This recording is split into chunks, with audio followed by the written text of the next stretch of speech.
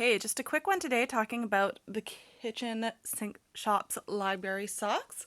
I've just finished these. It's a free pattern, which is amazing. I used my hand-dyed elderberry half and half.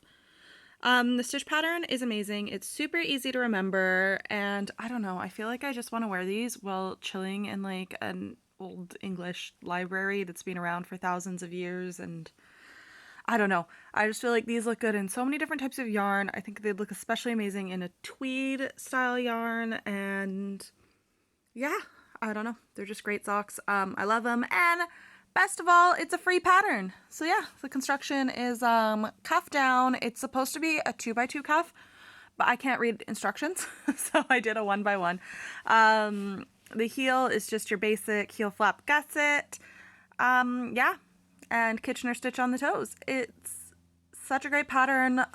Literally, I'd make no changes. It's one of those ones you just follow the pattern exactly as written and it works out. So yeah, so if you're looking for a good sock pattern for the weekend, this one is it.